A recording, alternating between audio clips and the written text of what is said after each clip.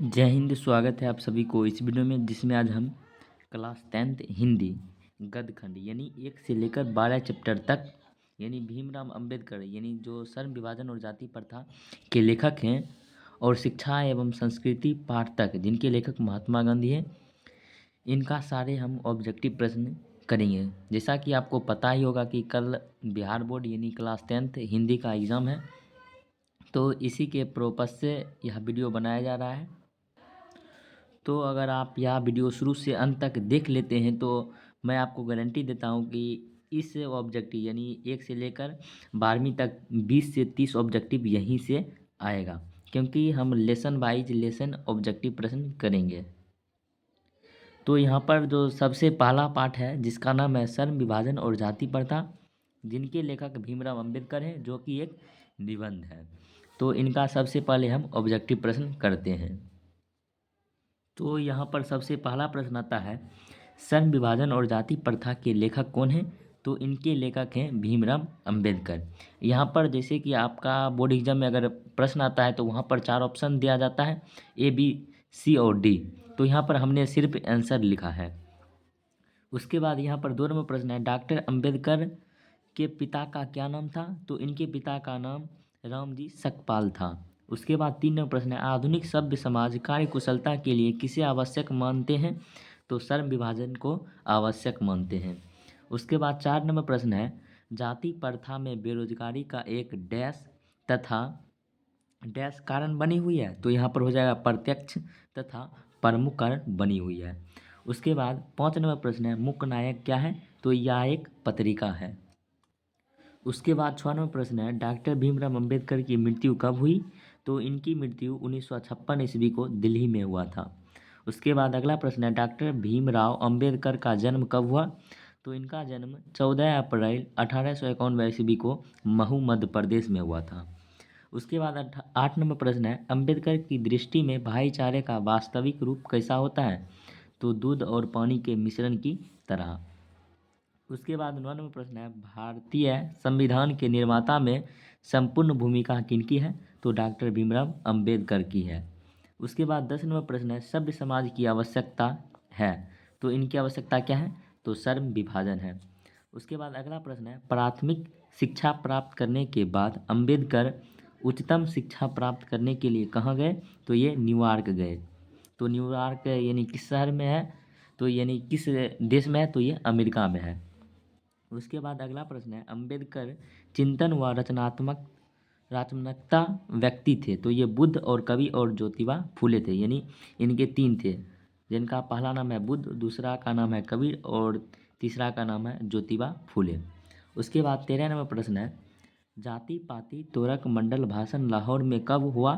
तो ये 1936 ईस्वी में हुआ था। उसके बाद अगला यानी 14 नंबर प्रश्न है, श्रम विभाजन और जाति प्रथा क्या है? तो यह एक निबंध है। उसके बाद 15 नंबर प्रश्न है, डॉक्टर भीमराव अंबेडकर की रचनाओं का को लिखें। तो इनके जो प्रमुख रचना है वो है the caste in India, the untouchable, who are they, who are सुधराज। तो इनके जो है प्रमुख रचनाएं हैं। उसके बाद अगला प्रश्न है, आधुनिक सभ्य समाज श्रम विभाजन को आवश्यक है? तो कार्य कुशलता के लिए क्या मानता है? आवश्यक मानता है।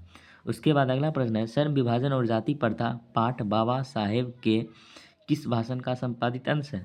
तो ये एनिहिलेशन ऑफ कास्ट का संपादक रूप है।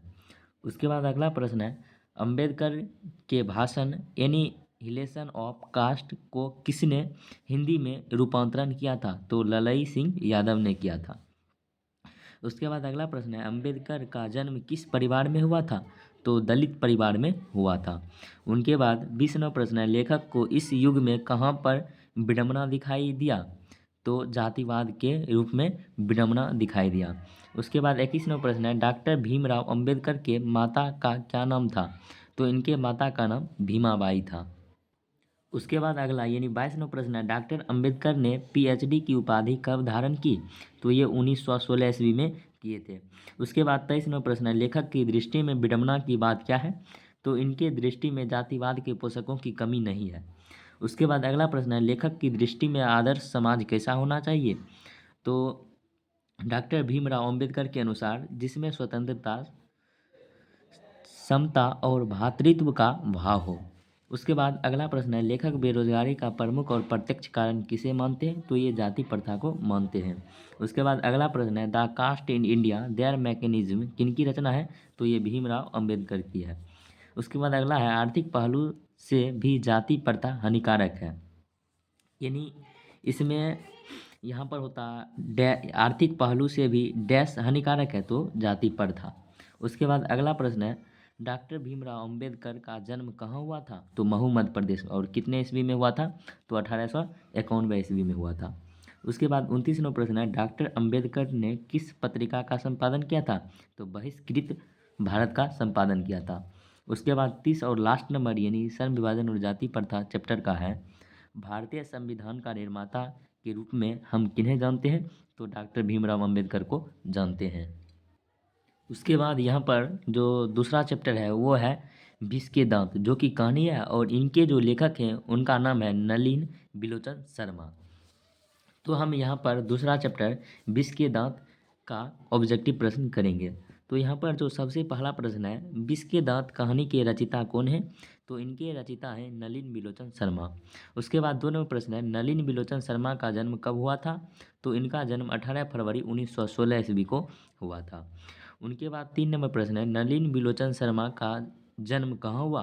तो इनका जन्म पटना में हुआ था। उसके बाद 4 नंबर प्रश्न है, विष के दांत पाठ की विधा है, तो ये कैसी विधा है? तो ये कहानी है। उसके बाद 5 नंबर है, गिरधर लाल का बेटा था, तो इनका बेटा क्या था? मदन था। उसके बाद अगला प्रश्न है, खोखा किस कहानी का पात्र है? तो ये विष के दांत कहानी का पात्र है। उसके बाद 7 नंबर प्रश्न है, मदन किसका बेटा था? तो गिरधर लाल का। उसके बाद 8 नंबर है, सेन साहब की कितनी लड़कियां थी? तो इनकी 5 लड़कियां थी, जिनका नाम है सीमा, रजनी, आलो, शेफाली और आरती। पांचों किनकी बेटियां थी? तो इस प्रकार प्रश्न पूछा जाता है। तो ये किनकी बेटियां थी? तो ये सेन साहब की बेटियां थी, यानी खोखा के पिता का। उसके बाद अगला प्रश्न है, ना उम्मीद बुढ़ापे की आंखों का तारा था, तो खोखा था, जिसको हम लोग कासू भी कहते हैं। उसके बाद अगला प्रश्न है, किसके अनुसार सेनों ने सिद्धांतों को भी बदल लिया था? तो ये खोखा के अनुसार क्या क्या था? सेनों ने अपने सिद्धांतों को भी बदल लिया था। उसके बाद अगला प्रश्न है, खोखा के दांत किसने तोड़े? तो मदन ने तोड़े थे। उसके बाद अगला प्रश्न है, सेन साहब की कार की कीमत है, तो इनकी कार की कीमत कितनी थी? 7,500। उसके बाद अगला प्रश्न है, मोटर को कोई खतरा हो सकता था, तो किससे हो सकता था? तो खोखा से। उसके बाद अगला प्रश्न है, सेन साहब की नई मोटर कार किस रंग की थी? तो ये काली रंग की थी। उसके बाद अगला प्रश्न है, महल और झोपड़ी वालों की लड़ाई में अक्सर महल वाले ही जीतते हैं, या गद्यांश के लेखक कौन है? तो इनके लेखक नलिन बिलोचन शर्मा हैं। उसके बाद 17 नंबर प्रश्न है, विष के दांत कहानी किस वर्ग के अनेक अंतर विरोधियों को उजागर करती है? तो ये मध्य वर्ग के लोगों को उजागर करती है। उसके बाद अगला प्रश्न है, सेन साहब अपने बेटे खोखा को क्या बनाना चाहते थे? तो ये बिजनेसमैन और इंजीनियर बनाना चाहते थे। उसके बाद अगला प्रश्न है, सेन साहब की नई मोटर कार की पिछली बत्ती का लाल शीशा किसने चकनाचूर किया था? तो वही जो खोखा था उसी ने चकनाचूर किया था, यानी उसको फोड़ दिया था। उसके बाद अगला प्रश्न है, खोखा के पिता हैं, तो इनके पिता का क्या नाम है? तो सेन साहब। उसके बाद अगला प्रश्न है, किसके लिए घर में अलग नियम थे, दूसरी तरह की शिक्षा थी? तो बेटियों के लिए था। उसके बाद 22 नंबर प्रश्न है, गिरधर लाल सेन साहब की फैक्ट्री में क्या था? तो ये किरानी थे, यानी मजदूरी उनके फैक्ट्री में करते थे। उसके बाद 23 नंबर प्रश्न है, हिंदी कविता में प्रवध्यवाद के परावर्तक कौन है? तो ये नलिन बिलोचन शर्मा हैं। उनके बाद 24 नंबर प्रश्न है, किनकी लड़कियां तहजीब और तमीज़ की जीती जागती मूरत है? तो सेन साहब की। उसके बाद 25 नंबर प्रश्न है, सीमा, रजनी, आलो, शेफाली, आरती पांचों किनकी बहनें थी? तो ये खोखा की बहनें थी। और किनकी बेटी थी? तो सेन साहब की बेटी। उसके बाद अगला प्रश्न है, झोपड़ी और महल की लड़ाई में अक्सर कौन जीतते हैं? तो महल वाले जीतते हैं। उसके बाद 27 नंबर प्रश्न है, कौन विष के दांत का प्रमुख पात्र है? तो खोखा। उसके बाद 28 नंबर प्रश्न है, कासू और मदन की लड़ाई में संबंध में लेखक क्या कहते हैं? तो कहते हैं बंगले के पिल्ले और गली के कुत्ते की लड़ाई। उसके बाद अगला प्रश्न है, खोखा के दांत तोड़ने के बाद गिरधर लाल मदन को क्या करता है? तो लपक कर मदन को हाथों से उठा लेता है। उसके बाद 30वां प्रश्न है, सेन साहब के दूर के रिश्तेदार थे, तो अखबारवार नवीस थे, जो अखबार बेचने का काम करते थे, अखबार सॉरी। उसके बाद अगला प्रश्न है, नलिन बिलोचन शर्मा की स्कूल की पढ़ाई कहाँ से हुई थी? तो इनकी स्कूल की पढ़ाई पटना कॉलेजिएट स्कूल से हुआ था। उसके बाद अगला प्रश्न है, नलिन बिलोचन शर्मा प्रधानाध्यापक रहे हैं, यानी कहाँ कहाँ का ये प्रधानाध्यापक रहे? तो उस विद्यालय का नाम है हरप्रसाद दास जैन कॉलेज आरा के, उसके बाद रांची विश्वविद्यालय, उसके बाद पटना विश्वविद्यालय। उसके बाद 33वां प्रश्न है, मदन के लिए क्या खाना मामूली बात थी? तो इनके लिए मार खाना मामूली बात थी। तो यहाँ पर हमने फर्स्ट चैप्टर और सेकंड चैप्टर को भी कर लिया है, यानी श्रम विभाजन और जाति प्रथा जो कि एक निबंध था। उसके बाद दूसरा चैप्टर का नाम था विस्केदन जो कि कहानी है। उसके बाद अगला चैप्टर है भारत से हम क्या सीखें, जो कि एक भाषण है और इनके लेखक मैक्स मुलर हैं। तो इनका हम ऑब्जेक्टिव प्रश्न करेंगे। तो यहाँ पर सबसे पहला ऑब्जेक्टिव है भारत से हम क्या सीखे के रचनाकार हैं, तो इनके रचनाकार मैक्स मुलर हैं। उसके बाद 2 नंबर प्रश्न है, भारत से हम क्या सीखे क्या है, क्या एक भाषण है। उसके बाद 3 नंबर प्रश्न है, मैक्स मुलर थे, तो ये भारत भक्त, संस्कृता अनुरागी तथा वेदों के प्रति अगाध आस्था रखने वाले थे।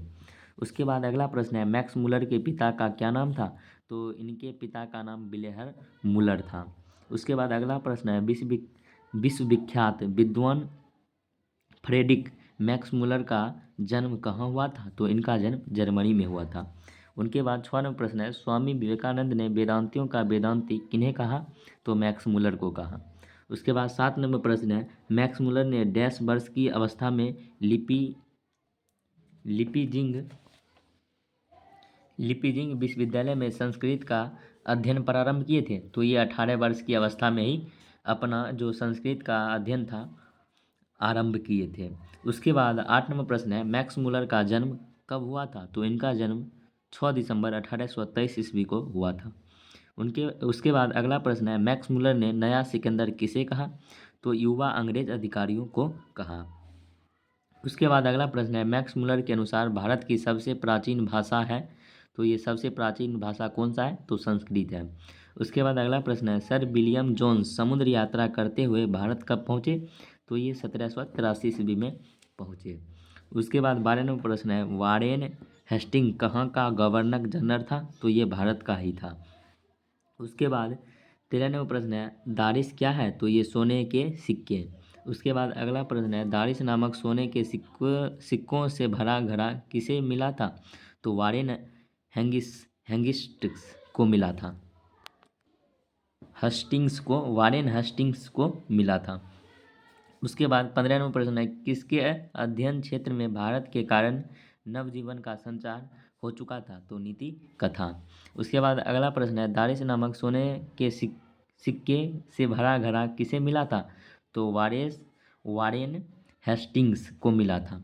उसके बाद 17 नंबर प्रश्न है, किसके अध्ययन क्षेत्र में भारत के कारण नवजीवन का संचार हो चुका? तो नीति कथा। तो यहाँ पर यह प्रश्न रिपीटेड हो गया। उसके बाद 18 नंबर प्रश्न है, मैक्स मुलर के कठ और केन आदि उपनिषदों का किस भाषा में अनुवाद किया? तो इसने जर्मन भाषा में अनुवाद किया। उसके बाद अगला प्रश्न है, हितोपदेश का जर्मन भाषा में अनुवाद किसने प्रकाशित करवाया? तो ये मैक्स मुलर। उसके बाद 20 नंबर प्रश्न है, किस गवर्नर जनरल के समय 172 दारिश नमक सोने से भरा घड़ा मिला था?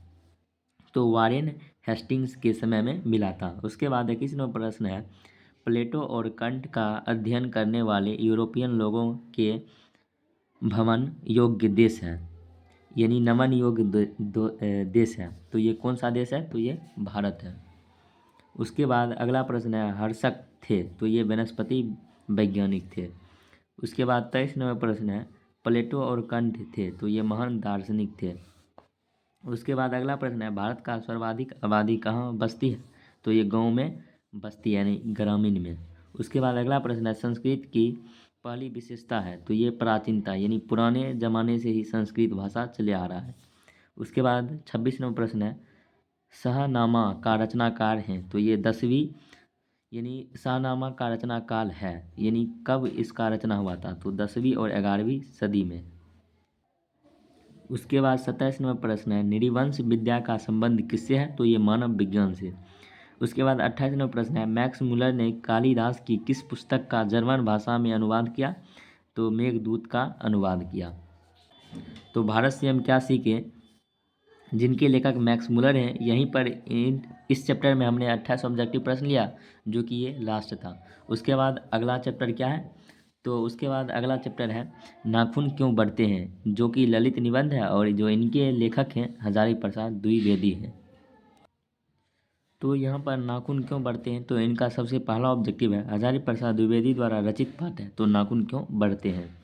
उसके बाद 2 नंबर प्रश्न है, कौन सा निबंध नई पीढ़ियों में सौंदर्य बोध, इतिहास चेतन और सांस्कृतिक आत्मगौरव का भाव जगाता है, तो ये नाखून क्यों बढ़ते हैं।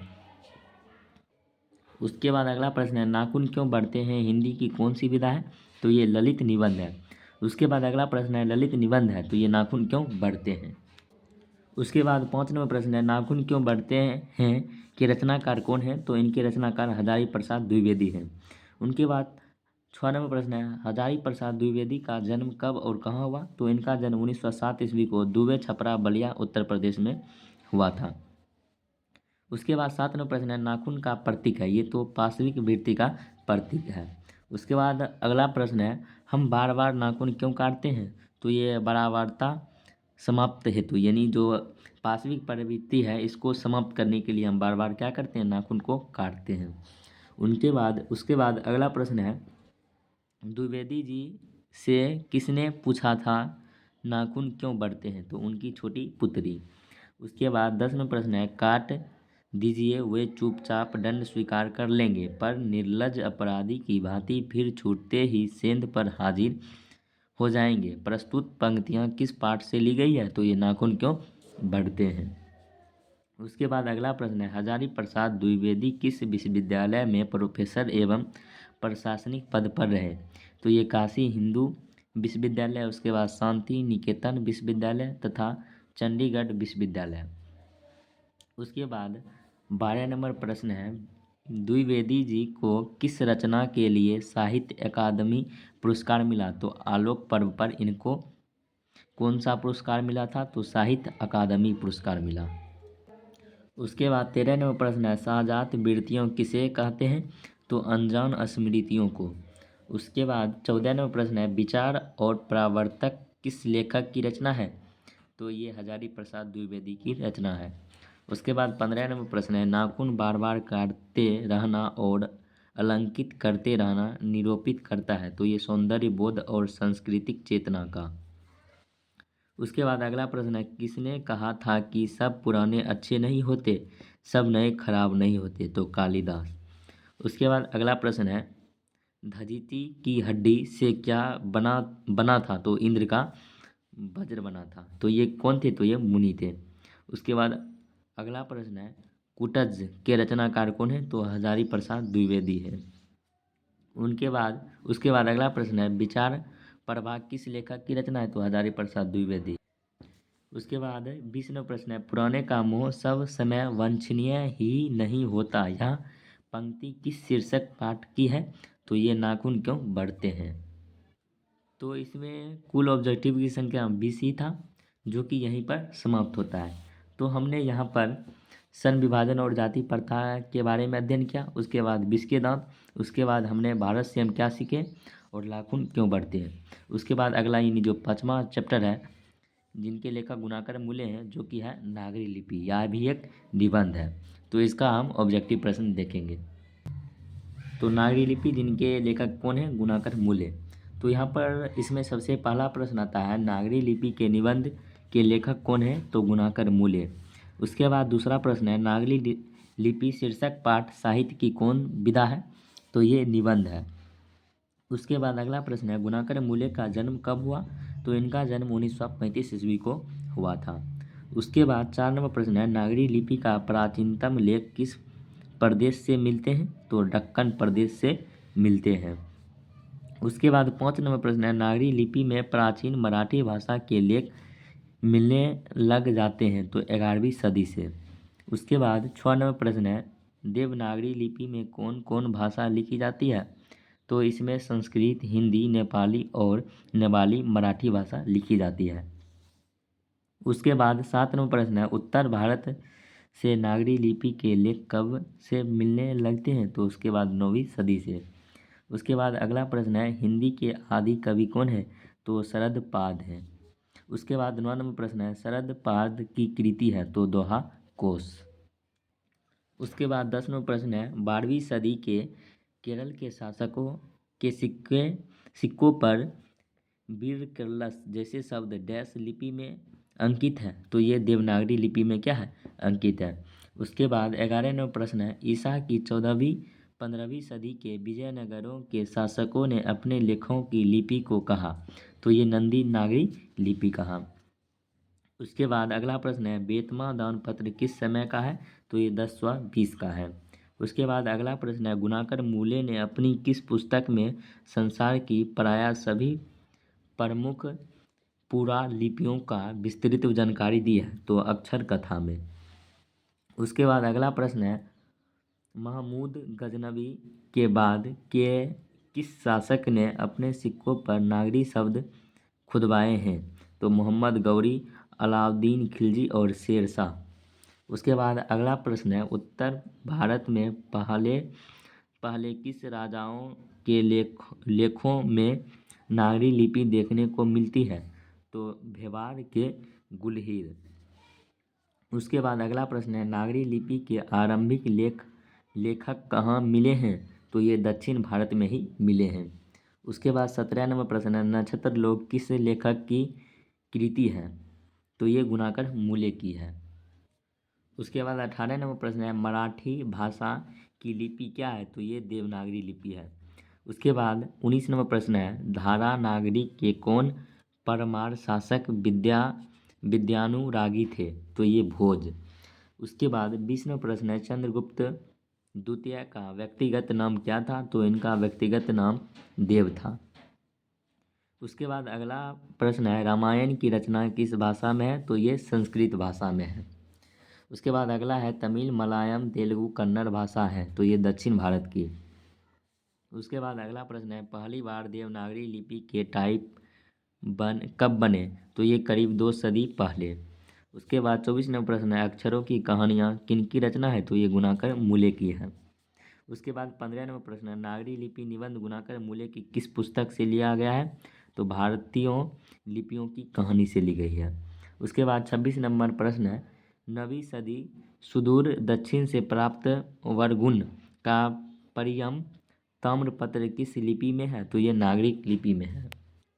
उसके बाद 27 नंबर प्रश्न है, सूर्य नामक पुस्तक की रचनाकार हैं? तो ये गुणाकर मूले हैं। उसके बाद 28 नंबर प्रश्न है, भारतीय लिपियों की कहानी पुस्तक के रचयिता कौन है? उसके बाद 29 और लास्ट नंबर प्रश्न है, हिंदी तथा इनकी विविध बोलियां किस लिपि में लिखी जाती है? तो देवनागरी लिपि में लिखी जाती है।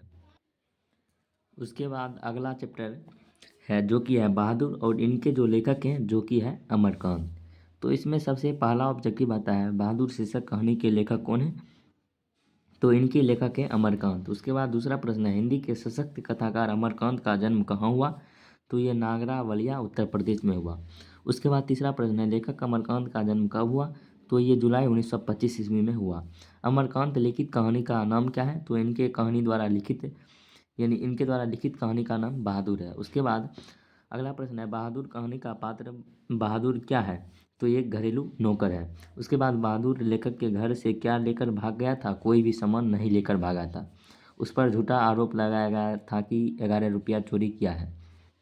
उसके बाद अगला प्रश्न है, बहादुर का पूरा नाम क्या था? तो इनका पूरा नाम दिल बहादुर था। उसके बाद अगला प्रश्न है, बहादुर कहाँ का रहने वाला था? तो ये नेपाल का रहने वाला था।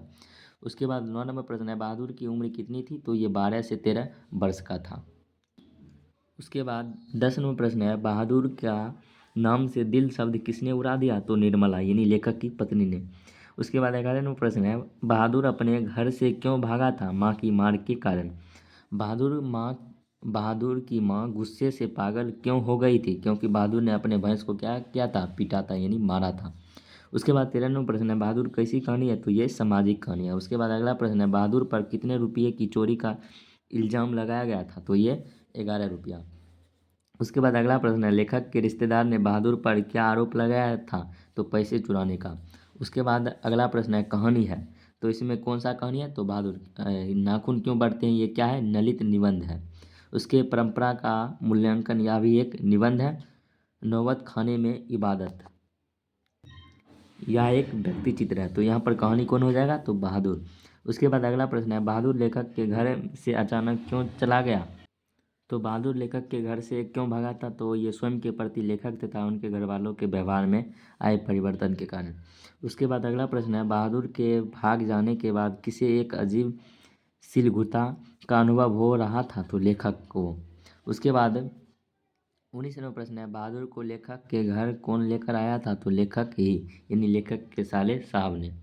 उसके बाद 20वां प्रश्न लेखक के बड़े लड़के का क्या नाम था, तो इनके बड़े लड़का का नाम किशोर था। उसके बाद अगला प्रश्न है बहादुर पर चोरी का आरोप कौन लगाया है, तो निर्मला के रिश्तेदार।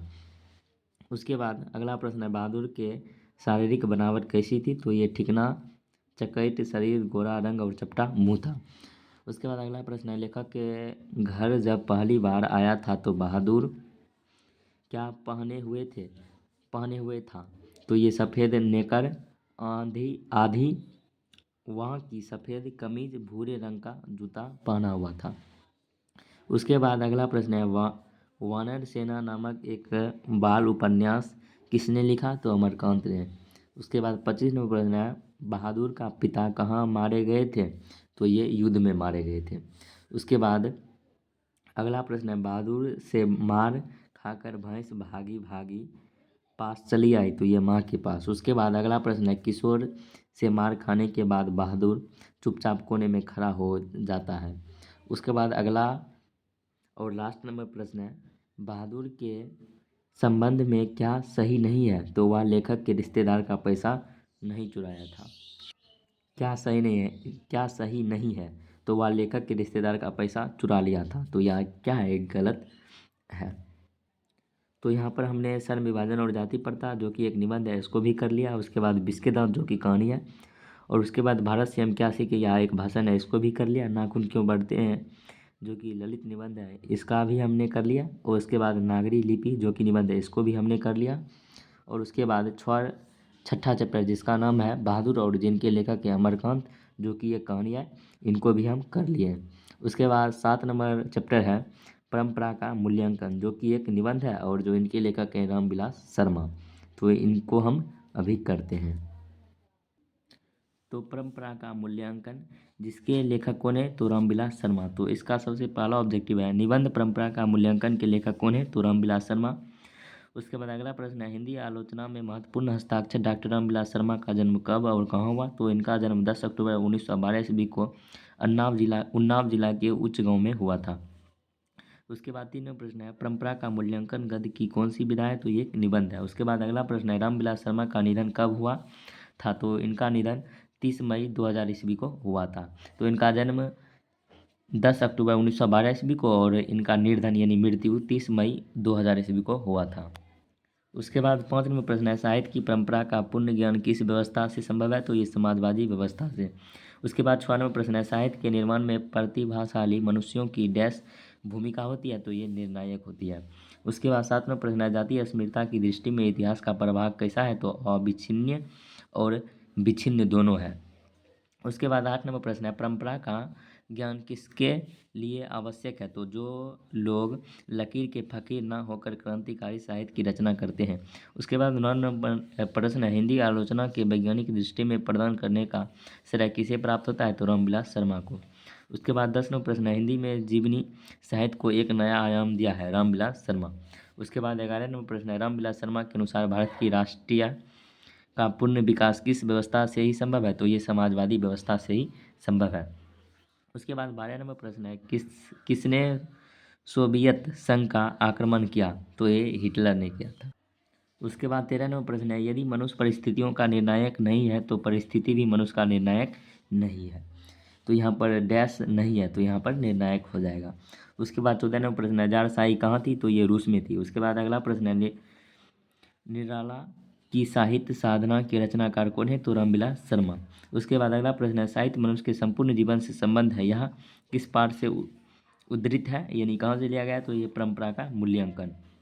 उसके बाद अगला प्रश्न है, रामविलास शर्मा की उनकी किस कृति के लिए साहित्य अकादमी पुरस्कार दिया गया था? तो ये निराला की साहित्य साधना।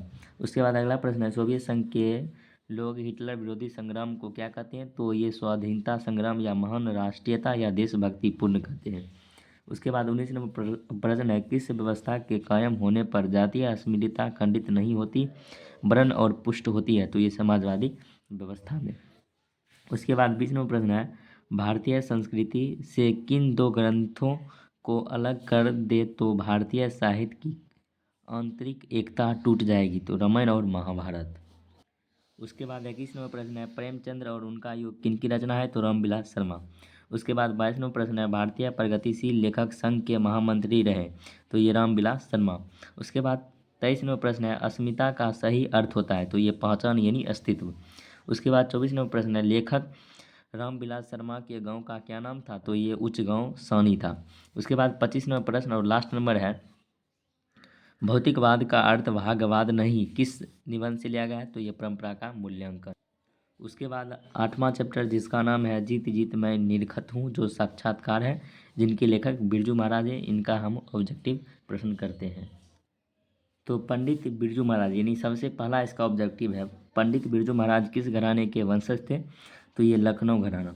उसके बाद दोनों प्रश्न है, पंडित बिरजू महाराज लखनऊ घराने के किस पीढ़ी के कलाकार थे? तो ये 7वीं पीढ़ी के थे। उसके बाद 3वां प्रश्न है, पंडित बिरजू महाराज का जन्म कहाँ हुआ था और कब?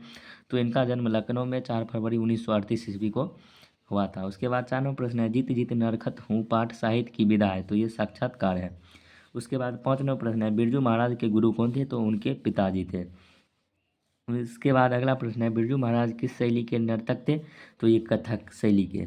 उसके बाद 7 नंबर प्रश्न है, बिरजू महाराज की विख्याति किस रूप में है? तो ये नर्तक के रूप में है। उसके बाद अगला प्रश्न है, बिरजू महाराज कौन सा वाद्य यंत्र बजाते थे? तो यह प्रश्न सब्जेक्टिव में भी पूछा जा सकता है। तो ये हारमोनियम, सितार, गिटार, बांसुरी, तबला, संतूर बजाते थे। उसके बाद 9वां प्रश्न है, बिरजू महाराज का संबंध है? तो ये कथक नृत्य से है। उसके बाद अगला प्रश्न है, बिरजू महाराज अपना सबसे बड़ा जज किसको मानते हैं? अम्मा को। उसके बाद 11वां प्रश्न है, नृत्य की शिक्षा के लिए पहले बिरजू महाराज किस संस्था से जुड़े थे? तो हिंदुस्तानी डांस म्यूजिक दिल्ली।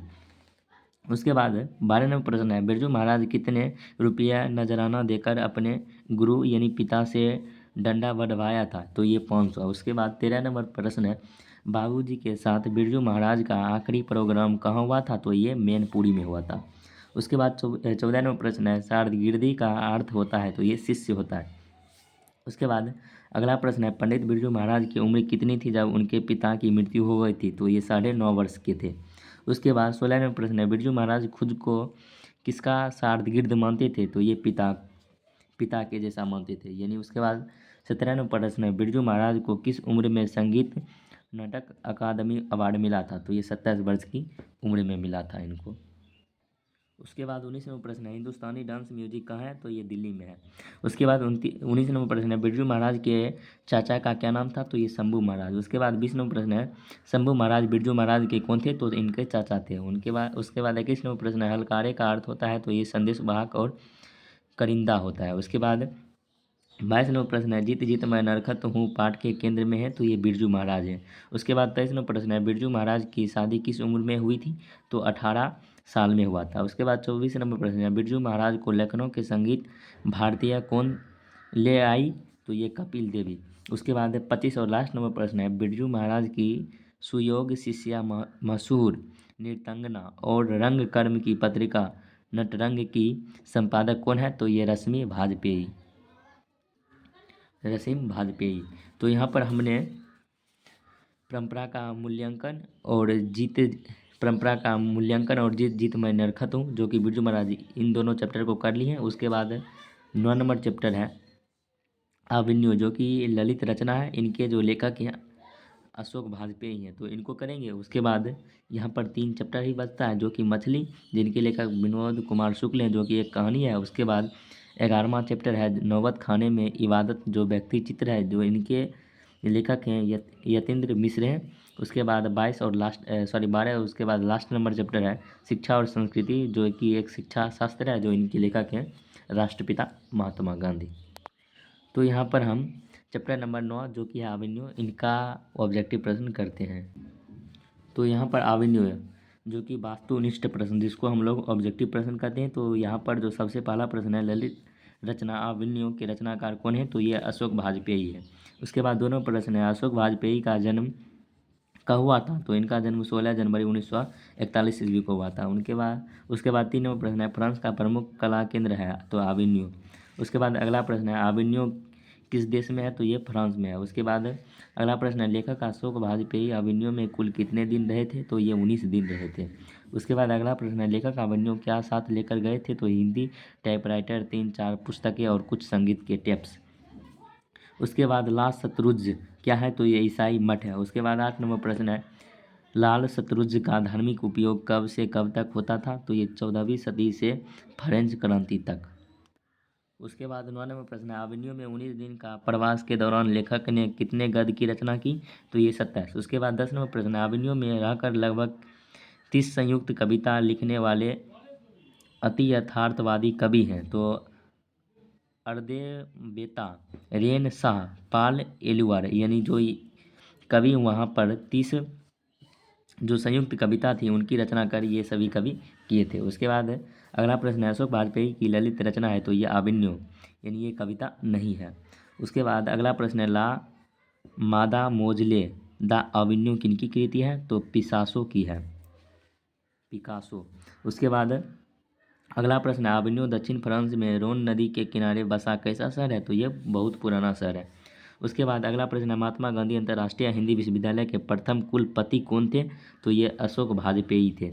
उसके बाद 15 नंबर प्रश्न है, बिलनब क्या है, तो एक छोटा गांव है। उसके बाद 16 नंबर प्रश्न है, रोन नदी के किनारे बसे शहर का क्या नाम था, तो आविन्यो। उसके बाद 17 नंबर प्रश्न है, प्रत्येक वर्ष आविन्यो में कैसा समारोह आयोजित होता है, तो रंग समारोह। उसके बाद अगला प्रश्न है, एक पतंग अनंत में किनकी रचना है, तो अशोक वाजपेयी। उसके बाद 19 नंबर प्रश्न है, लाल शतरुंज में लेखक रहकर कितने कविता की रचना की, तो ये 35। और कहानी की रचना कितने किए थे, तो ये 30 किए थे। उसके बाद 20 नंबर प्रश्न है, आविन्यो है, तो ये एक ललित रचना है। उसके बाद 21 नंबर प्रश्न है, लेखक आविन्यो किस सिलसिले में गए थे, तो इसमें कुल ऑब्जेक्टिव की संख्या 24 ही था, जो कि यहाँ पर ही समाप्त होता है।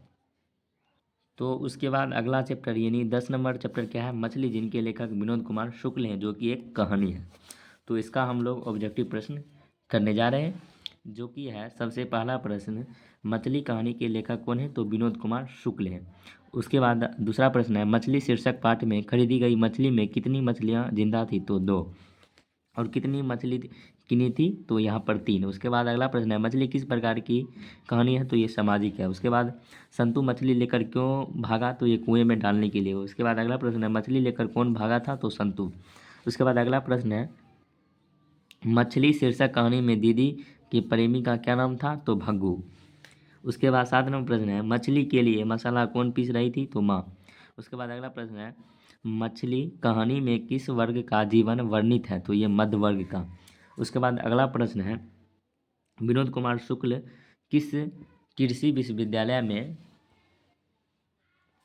एसोसिएट प्रोफेसर थे, तो इंदिरा गांधी विश्वविद्यालय में ये एसोसिएट प्रोफेसर थे। उसके बाद 10 नंबर प्रश्न है, संतु अचानक क्या लेकर भागा था, तो ये मछली। उसके बाद अगला प्रश्न है, लेखक को मछली खाने से किसने मना किया, तो माँ ने। उसके बाद अगला प्रश्न है, लेखक अपने पिता से क्या मांगना चाहते थे, तो मछली। उसके बाद अगला प्रश्न है, पिताजी ने बाजार से कितनी मछलियाँ खरीदी थी, तो 3। उसके बाद अगला प्रश्न है, लेखक के घर में मछली कौन खाता था, तो उनके पिता। उसके बाद 15 नंबर प्रश्न है, पेड़ पर कमरा किनकी रचना है, तो विनोद कुमार शुक्ल। उसके बाद 16 नंबर प्रश्न है, विनोद कुमार शुक्ल का जन्म किस राज्य में हुआ था, तो ये छत्तीसगढ़ में। उसके बाद 17 नंबर प्रश्न है, नौकर की कमीज किस विधा की रचना है, तो ये उपन्यास है। उसके बाद अगला प्रश्न है, कहानीकार के छोटे भाई का क्या नाम था, तो संतु। उसके बाद अगला प्रश्न है, परिवार के नौकर का क्या नाम था, तो भग्गू। उसके बाद अगला है, घर में घुसे तो साले के हाथ पैर तोड़कर बाहर फेंक देना, ऐसा किसने कहा था, तो इनका पिताजी ने कहा था, यानी लेखक का। उसके बाद अगला प्रश्न है, कथाकार के पिताजी जब मछली खरीद रहे थे तो तब कितनी मछली मर गई थी? तो एक। उसके बाद अगला प्रश्न है, घर के अंदर की तरफ से किसके जोर जोर से चिल्लाने की आवाज़ आ रही थी? तो पिताजी। उसके बाद 23 नंबर प्रश्न है, विनोद कुमार शुक्ल का जन्म कब हुआ? तो इनका जन्म 1 जनवरी 1937 ईस्वी को हुआ था। उसके बाद अगला प्रश्न है, कौन ठंड से कांप रहा था? तो संतु। उसके बाद 25 नंबर प्रश्न है, शुक्ला जी की कहानी संग्रह है, तो ये पेड़ पर कमला। उसके बाद 26 और लास्ट नंबर प्रश्न है, संतु भीगने से बचने के लिए कहाँ खड़ा हो गया था? तो मकान के नीचे। उसके बाद 11वां चैप्टर है, नौबत खाने में इबादत, जो कि एक व्यक्ति चित्र है जिनके लेखक यतीन्द्र मिश्र हैं। तो यहाँ पर सबसे पहला प्रश्न आता है, नौबत खाने में इबादत पाठ के केंद्र में है, तो ये बिस्मिल्लाह खान है। उसके बाद दूसरा प्रश्न है, इबादत का अर्थ क्या होता है? तो उपासना होता है। उसके बाद 3 नंबर प्रश्न है, सुशीरवादों में शाह की उपाधि प्राप्त है, तो शहनाई। उसके बाद 4 नंबर प्रश्न है, बिस्मिल्लाह खां का संबंध है, तो शहनाई से। उसके बाद 5 नंबर प्रश्न है, बिस्मिल्लाह खां की मृत्यु कब हुई? तो इनकी मृत्यु 21 अगस्त 2006 में हुआ था। उसके बाद 6 नंबर प्रश्न है, फटा सुर ना बख्शे लुंगियाँ का क्या है? आज फटी तो कल सिल जाएगी, उपयुक्त कथन किस से लिया गया है? तो ये बिस्मिल्लाह खां से। उसके बाद 7 नंबर प्रश्न है, संगीत आयोजना की एक प्राचीन एवं अद्भुत परंपरा कहाँ रही है? तो ये काशी में। उसके बाद 8 नंबर प्रश्न है, शास्त्रों में आनंद काना के नाम से प्रतिष्ठा है, तो यहाँ पर काशी। उसके बाद 9 नंबर प्रश्न है, नौबत खाना का अर्थ होता है, तो प्रवेश द्वार के ऊपर मंगल ध्वनि बजने का स्थान। उसके बाद अगला प्रश्न है, उस्ताद बिस्मिल्लाह खां को मिला है तो भारत रत्न, संगीत नाटक अकादमी पुरस्कार एवं पद्म भूषण, यानी इसको अनेकों पुरस्कार मिला है। उसके बाद 11 नंबर प्रश्न है, हिंदी सिनेमा के जाने माने गीतकार गुलजार की कविताओं का संपादन यतीन्द्र मिश्र ने किसके नाम से किया है? तो यार गुलजार है। उसके बाद अगला प्रश्न है, किस पुस्तक में भारत नाटक और ओडिसिया की प्रख्यात नृत्यांगना सोनल मान सिंह से यतीन्द्र मिश्र का संपादन संकलित है? तो ये देवप्रिया। उसके बाद 13 नंबर प्रश्न है, कमरुद्दीन उस्ताद बिस्मिल्लाह खां के बड़े भाई कौन थे? तो ये शमसुद्दीन थे। उसके बाद 14 नंबर प्रश्न है, उस्ताद बिस्मिल्लाह खां को रियाज के लिए जाना पड़ता था, तो पुराने बालाजी के मंदिर। उसके बाद 15 नंबर प्रश्न है, 5 से 6 वर्ष डुमरांव में बिताकर कमरुद्दीन कहाँ आ गए थे? तो ये काशी में। उसके बाद 16 नंबर प्रश्न है, शहनाई बजाने के लिए किसका प्रयोग होता था? तो रीड नरकट।